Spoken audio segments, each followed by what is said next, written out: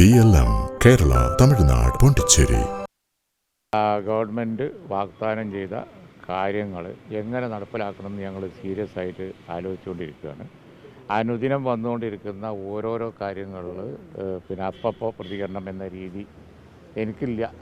അപ്പോൾ അതുകൊണ്ട് തന്നെ എൻ്റെ ഡിപ്പാർട്ട്മെൻറ്റുമായിട്ട് ബന്ധപ്പെട്ട കാര്യങ്ങളിൽ ഗവർണറെ പ്രസംഗം വരാൻ പോവുകയാണ്. അതുപോലെ തന്നെ ഈ കേരളത്തിൻ്റെ തൊഴിലില്ലായ്മയിൽ വ്യവസായ വകുപ്പ് വളരെ സജീവമായി പങ്കെടുത്തുകൊണ്ട് എന്ത് ചെയ്യാൻ പറ്റും എന്ന് നോക്കുകയാണ്.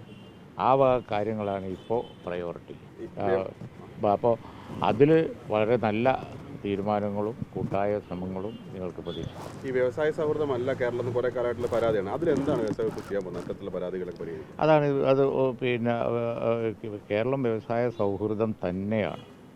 ചില പൊല്യൂട്ടിങ് അതുപോലെ തന്നെ വലിയ പരിസ്ഥിതി പ്രശ്നങ്ങൾ ഉണ്ടാക്കുന്ന അത്തരം വ്യവസായങ്ങൾക്ക് തിക്ലി പോപ്പുലേറ്റഡ് ആയതുകൊണ്ട് ചില പ്രശ്നങ്ങളുണ്ട് എന്ന് പറയുന്നത് ശരിയാണ്.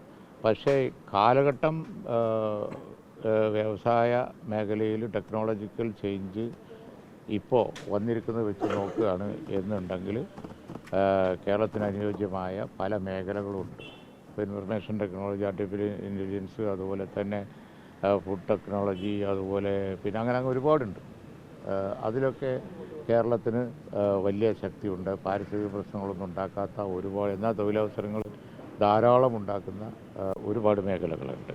അതിനെ സംബന്ധിച്ച് പിന്നെ നമ്മൾ സീരിയസ് ആയിട്ട് ആലോചിച്ചുകൊണ്ടിരിക്കുക.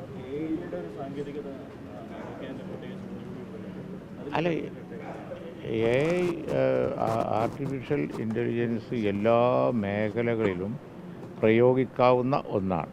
അതിപ്പോൾ കമ്പ്യൂട്ടർ ടെക്നോളജിയൊക്കെ വന്ന് അതിൻ്റെ ഉപയോഗം വിവിധ മേഖലകളിൽ വന്നപ്പോൾ ഉണ്ടാക്കിയ ആ ഇനീഷ്യൽ പ്രയാസങ്ങളൊക്കെ തൊഴിൽ നഷ്ടം ഉണ്ടാവുമോ എന്നുള്ള ഇതൊക്കെ ഉണ്ടെങ്കിലും ശരി, ആ ടെക്നോളജി തന്നെ തൊഴിലവസരങ്ങളുണ്ടാക്കും. അങ്ങനെയാണല്ലോ നമ്മൾ പിന്നെ IT കണ്ടത്. IT തുടക്കത്തിൽ ആളുകളുടെ ജോലിയൊക്കെ പോവും, കമ്പ്യൂട്ടർ ജോലിയൊക്കെ പോവും എന്നൊക്കെ പറഞ്ഞിട്ടുണ്ടായിരുന്നില്ലേ. ഇപ്പോൾ വരുന്ന ജോലി മുഴുവൻ ആ മേഖലയിലല്ലേ എന്ന് പറഞ്ഞതുപോലെ പുതിയ ടെക്നോളജി വരുമ്പോൾ പുതിയ തൊഴിലവസരങ്ങൾ അവിടെ ഉണ്ടാവുള്ളൂ. പഴയ ടെക്നോളജി ആരും ഉപയോഗിക്കില്ല.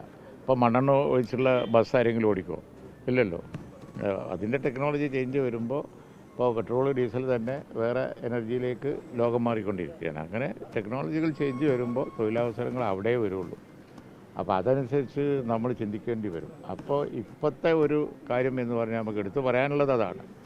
കേരളം ഒരുപാട് ഇത്തരം ടെക്നോളജിക്കൽ ചേഞ്ച് വന്ന വ്യവസായങ്ങൾക്ക് സാധ്യത ഉള്ളതാണ്.